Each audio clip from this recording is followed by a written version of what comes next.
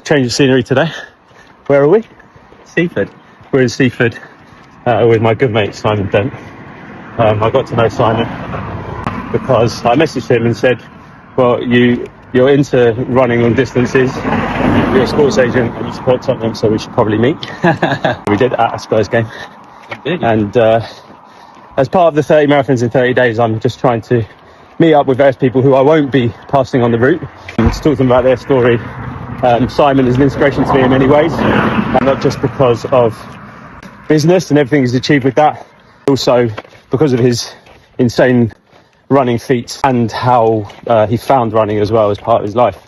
There were definitely times in your life when things weren't going well for you. You were a lawyer in the city, was that right? Yeah, absolutely. I mean, thanks for that kind intro. And it's what you're doing is amazing. It's I think things like this, unfortunately, have been normalised a bit, haven't they? 30 marathons, 30 days. Definitely. In this weather, in England, it's going to be amazing. So yeah, I can't wait to follow it. But yeah, look, as you said, I was very much, on a path that wasn't right for me. I was in the city. I was working as a lawyer for probably 6 years. After that, my studies shaped me, told me that I was going to be a lawyer. And basically, very quickly after qualifying, became ill, had, various anxiety, depression issues, found myself self-medicating, found myself ultimately in a private hospital, married a woman, Catherine Nightingale.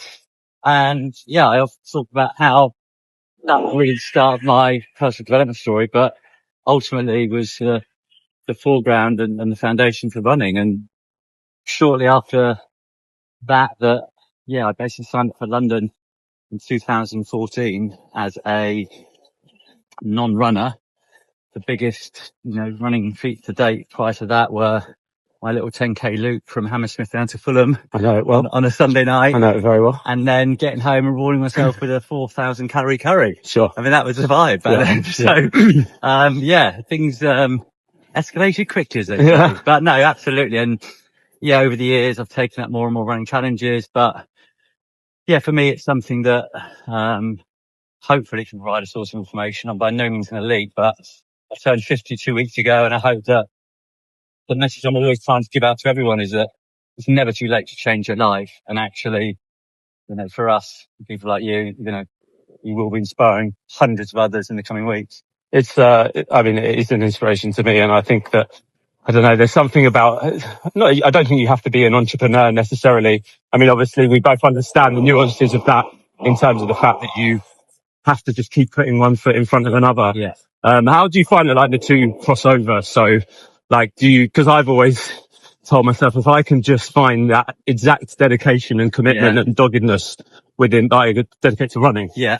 That I can to business as well. How do the two cross over for you? And again, it's sort of accidental, isn't it? That, for me, certainly it wasn't a strategy to find one and not unlock the other, but look, they did happen at the same time. And I think for me, we always talk about discipline, resilience, hard work, and it's ultimately about controlling controllables. I think both in business and in running, you can't control lots of things. You can't control the state of the economy. You can't control the weather. You can't control the dicky tummy. You can't control Donald Trump. But guess what? If you look in after your own stuff and that stuff that you can control, in my experience, 99 times out of 100, things go your way. And I think that is the message I always give people is that if you get on top of what can be controlled, both in running and business, you'll be okay. Wise words.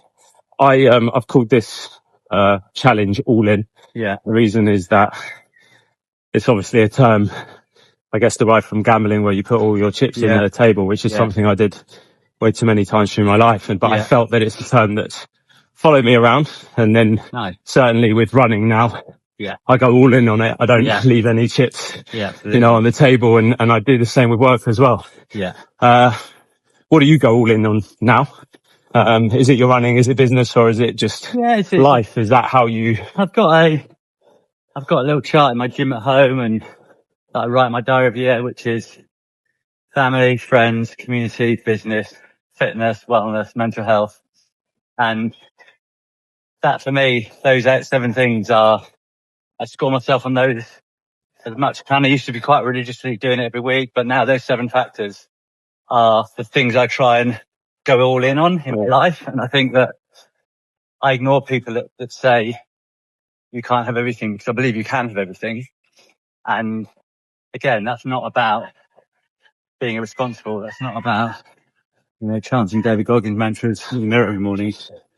But if you identify the targets, the goals, the things that are important for you, the only way you're going to be able to achieve them is if you do identify what they are. And so, yeah, so those 7 things are what I strive to improve every day. And yeah, things are okay at the moment. They look it, other than this pace, which is something which... And also Tottenham stayed up, so look, what a day. Yeah, this was going to be a very deep therapy session really awful if it all went wrong yesterday. So thankfully we were able to meet each other. We probably would have called it off. Absolutely. Yeah, we'd still be in bed. No, if anything, running is also great therapy for being a Spurs fan. Loads of Tottenham fans are runners. Yeah. Don't know why. Yeah, if you want to find some damaged souls, that's where to find them.